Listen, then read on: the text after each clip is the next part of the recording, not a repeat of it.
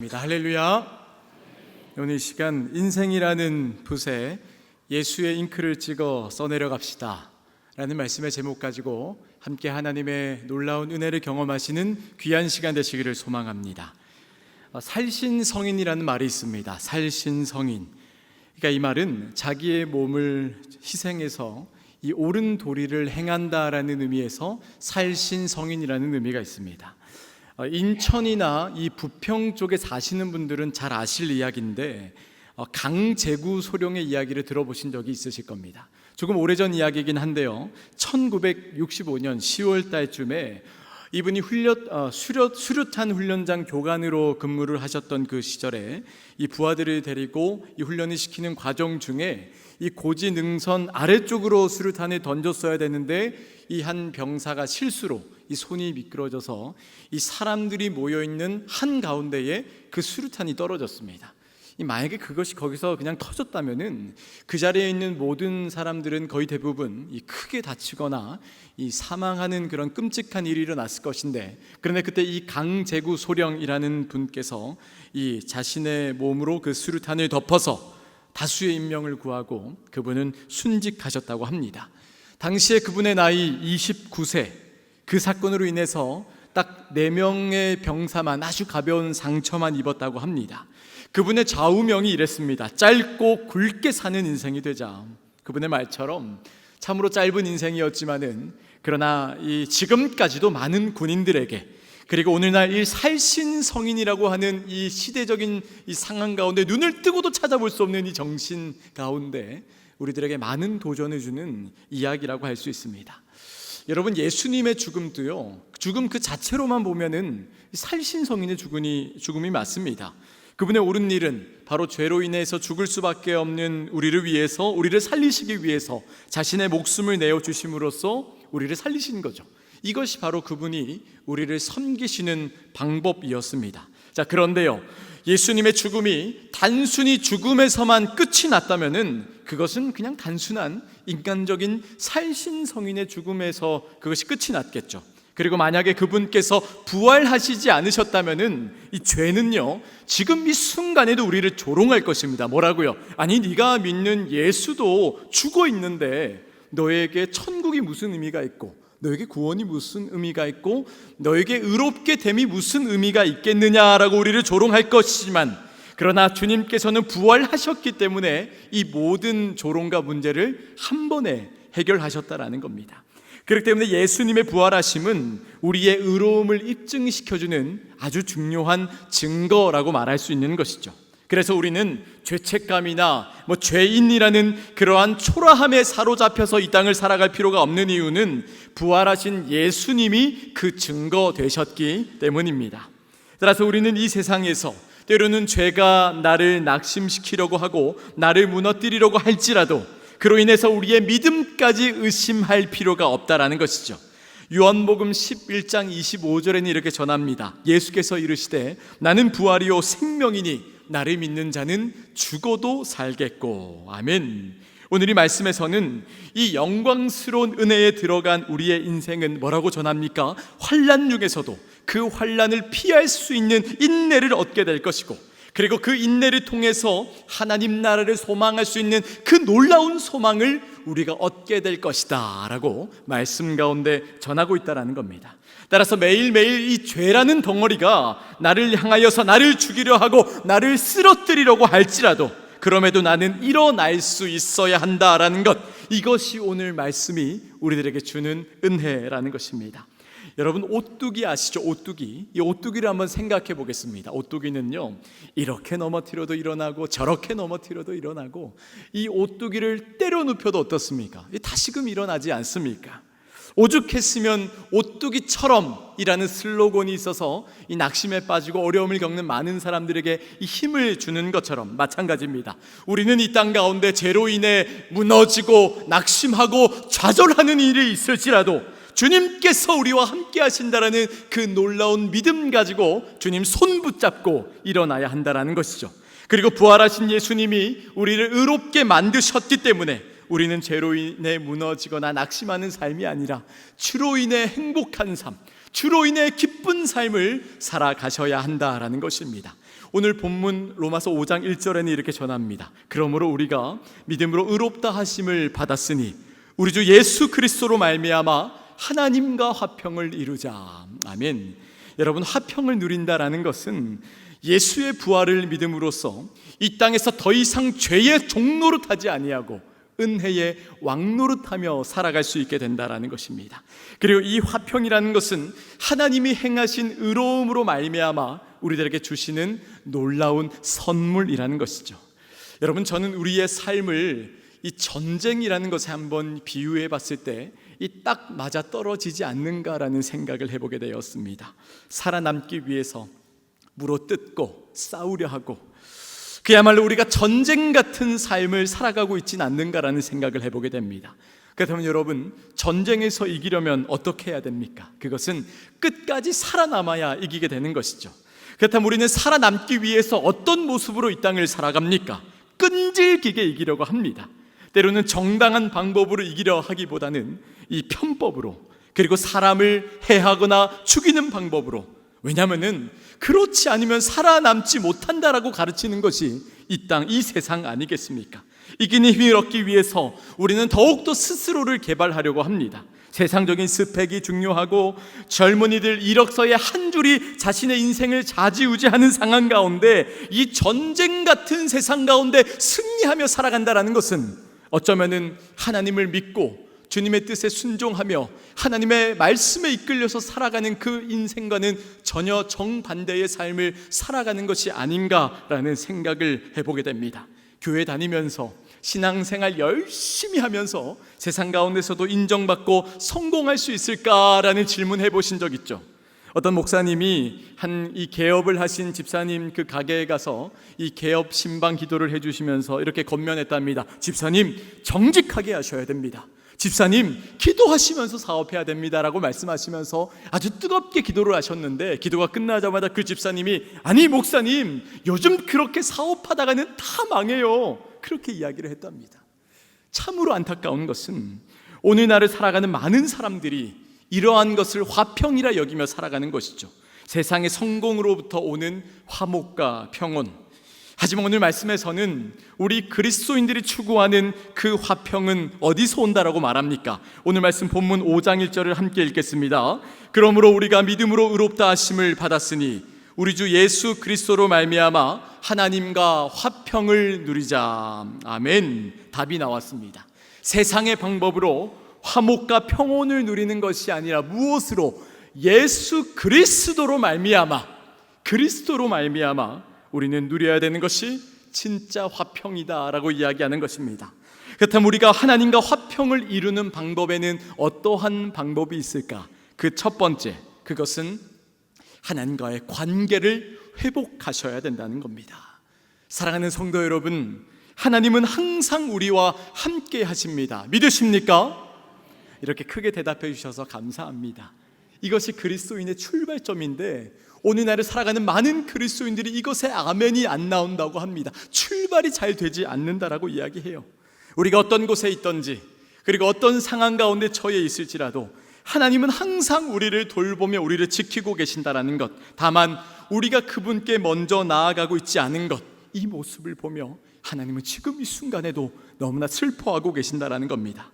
저는 지방에서 고등학교까지를 마치고 대학 진학을 위해서 서울로 올라왔습니다. 그런데 고등학교 때까지의 저의 막연한 작은 꿈은 서울 생활을 하면 좋겠구나라는 생각을 했습니다. 이유는 이러했습니다. 부모님의 잔소리로부터 벗어나고 싶어서, 그리고 왠지 모를 그렇게 되면은 이 자유함의 해방감을 누릴 수 있지 않겠느냐라는 생각을 했습니다. 서울로 가게 되었을 때 얼마나 좋았을까요? 그런데 저의 그 작은 꿈은 며칠이 지나지 않아 와장창 깨져버렸습니다. 올라와서 며칠을 지내보니 어머니께서 차려주시던 그 따뜻한 밥 한 공기가 얼마나 그립던지, 저는 이 빨래가 자동으로 기계에 넣었다 빼면은 딱 이렇게 개져 있는 건 줄 알고 살았는데 빨래도 제가 해야 되고 사소한 것 모든 것들 얼마나 힘들게 해야 되는지, 성경에 나오는 탕자도 그러했습니다. 아버지의 품을 떠나기만 하면은 다 좋을 줄 알았죠. 그런데 어떻습니까? 모든 것을 다 잃고 완전히 실패해서 완전히 빈털터리가 되어서 염치도 없이 돌아가고 있는 품이 어디입니까? 바로 아버지의 품입니다.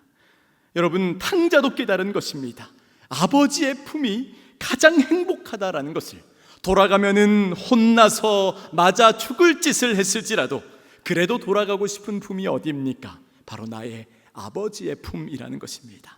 떨어지면은 불행하게 될 수밖에 없는 관계, 그것이 바로 화평의 관계라는 것이죠. 하나님과 우리와의 관계도 그러합니다. 여러분, 너무 멀리 가버렸다고 생각하십니까? 내가 너무나 멀어져서 이제 하나님과의 관계가 회복되지 않을 것이라고 생각하십니까?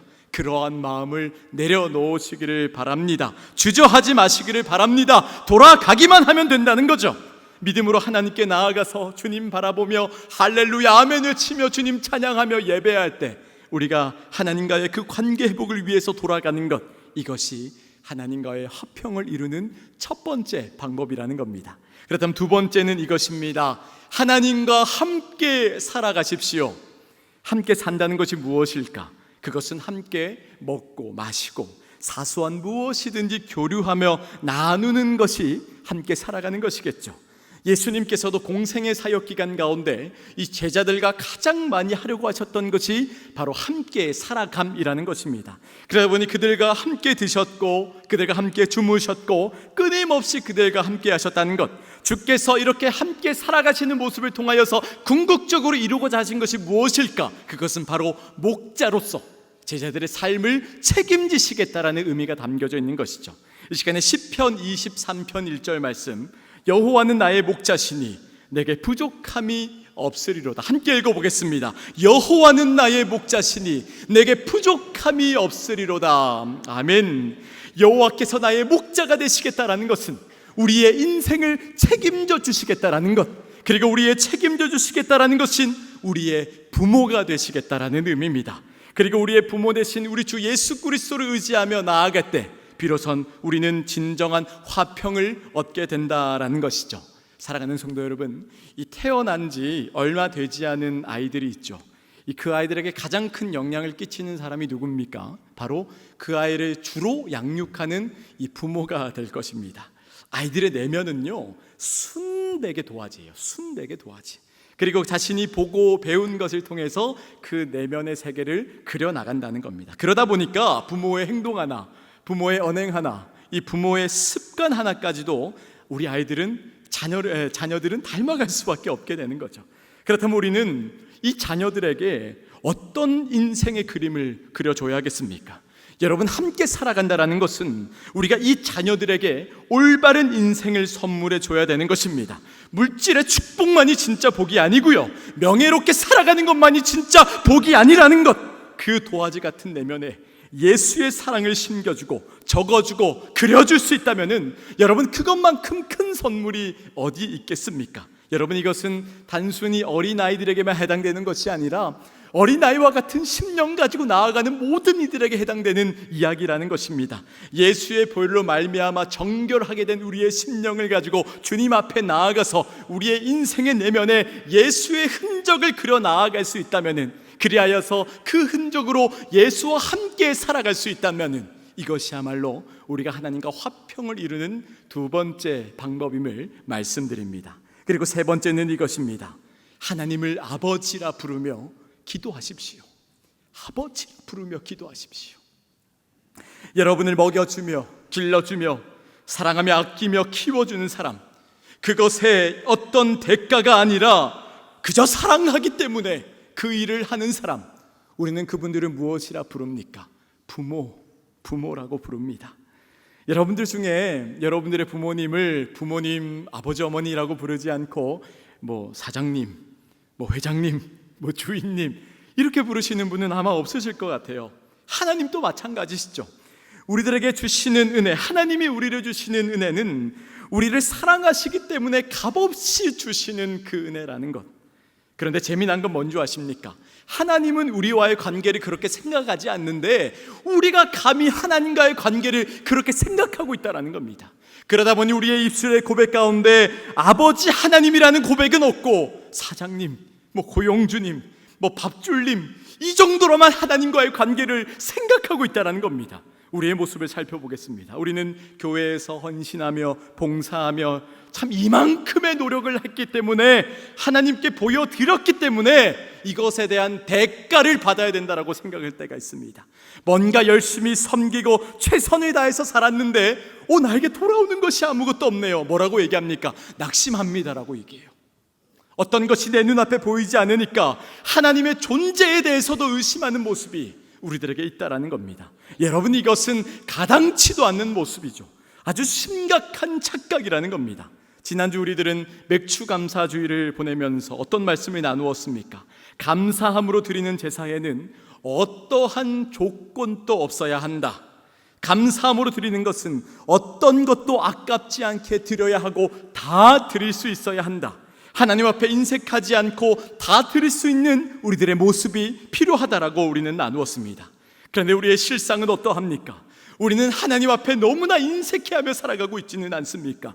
그리고 그 속에는 감사는 없고 수많은 조건들로 가득하다라는 거죠.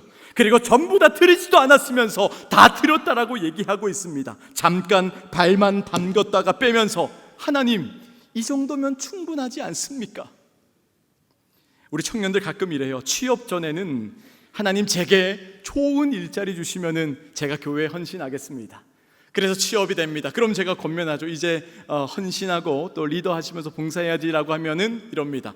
목사님이 회사 생활을 안 해봐서 그렇게 얘기하는 거라고. 회사 생활하면서 신앙생활하는 게 얼마나 힘든지 목사님이 몰라서 그렇게 얘기하는 거라고. 그러면서 수많은 그런 청년들이 가장 먼저 정리하는 게 뭔지 아십니까? 사역입니다. 신앙생활이라고요. 여러분, 우리가 착각해서는 안 됩니다. 우리는 하나님께 진짜리 드리지 않았습니다. 다 드리지도 않고 드리려고 하지도 않았고, 아니요, 명확하게 말하자면은 단 한 번도 제대로 된 것을 드린 적이 없었을지도 모른다라는 거죠. 누군가를 사랑하는 방식은 각자 조금씩 다른 방식이 있습니다. 어떤 분은 물질을 많이 주면은 사랑했다라고도 하시고, 그리고 어떤 분은 시간을 많이 투자하면은 사랑이라고도 하십니다. 이 또한 분명히 필요한 것입니다. 그런데 여러분, 누군가를 사랑하면요, 가장 먼저는 더 많이 사랑해야 됩니다. 마음으로, 그리고 진심으로. 여러분, 누군가를 사랑하면은 다른 어떠한 방법보다도 더 많이 사랑해야 되는 게 이것이 정답이지 않겠습니까? 우리가 하나님을 아버지라 부르지 못하는 이유가 여기 있는 것입니다. 하나님은 언제나 우리의 아버지신데 우리가 그 하나님을 점점 멀리하고 있는 것이 가장 큰 이유와 안타까움이라는 것입니다. 하나님이 우리를 사랑하셨기 때문에 우리는 그저 그 하나님 사랑하기만 하면 되는데, 우리는 조건만 붙이고 이유만 달고 변명만 하고 있으니 절대 우리의 관계와 하나님과의 관계가 아버지와 자녀의 관계가 되기란 쉽지 않다라는 것. 그래서 우리는 이것을 회복해야만 한다라는 겁니다. 마태복음 5장 9절에는 이렇게 전합니다. 화평케 하는 자는 복이 있나니 저희가 하나님의 아들이라 일컬음을 받을 것이미요. 아멘. 주님 안에 진정한 화평이 가져다주는 참된 복은요, 우리가 주님의 자녀가 된다라는 것, 우리가 주님의 자녀가 된다라는 것입니다. 우리가 더욱더 하나님과의 화평을 이루고 살아가야 하는 이유가 여기에 있다라는 것이죠. 사랑하는 성도 여러분, 오늘 저는 여러분들과 함께 하나님과의 화평을 이루기 위해서 우리가 무엇을 해야 될지에 대해서 은혜를 나누고 있습니다. 그 첫 번째는 하나님과의 관계를 회복하십시오. 그 두 번째는 하나님과 함께 살아가십시오. 그리고 그 세 번째는 하나님을 아버지라고 부르며 기도하십시오. 여러분에게 이러한 은혜가 있으시기를 소망합니다. 저는 가끔 이 시대를 바라보면서 참으로 결핍이 심한 시대가 아닌가라는 생각을 하게 됩니다. 그런데 그거 아세요? 결핍이 아닌데 결핍이 심한 시대에 살아가는 것 같습니다. 왜냐? 사실 우리는 아주 풍족합니다. 부족한 게 그리 많지는 않습니다. 원하고 마음만 먹으면 언제든지 가질 수 있는 세상에 살아가고 있는 것이죠. 현실이죠. 그러다 보니까 많은 사람들이 더 좋은 것을 가지기 위해서 목표점을 두지, 오늘날 사람들이 사사로운 것, 이 소소한 것에 행복을 가지는 사람들은 그리 많지 않는 것 같습니다. 결핍은 아닌데 결핍이 심한 세대다.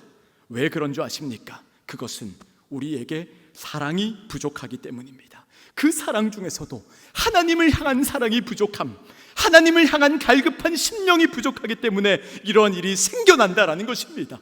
여러분, 저는 이 전도사가 되기 전에, 그러니까 사역을 시작하기 전에, 지금으로부터 수년 전에 이렇게 기도했습니다. 하나님, 저는 사랑이 참 많이 부족한 사람인데 어떻게 저 같은 사람이 사역을 할 수 있겠습니까?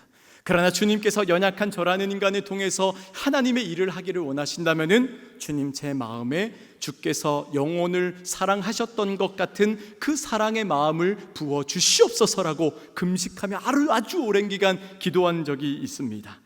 저는 청년을 사역하는 사람입니다. 청년부를 담당하기 때문에 참 많은 청년들을 만나고 신방합니다. 제가 조금 힘들 뿐이지 하루에 4번, 5번 그냥 쉽게 그들을 만나서 그들의 이야기를 들어주고 그리고 삶을 나누며 기도 제목을 들어주면서 제가 그들의 인생을 바꿔줄 수는 없잖아요. 그래도 제가 권면하는 말은 이겁니다. 하나님을 사랑하십시오.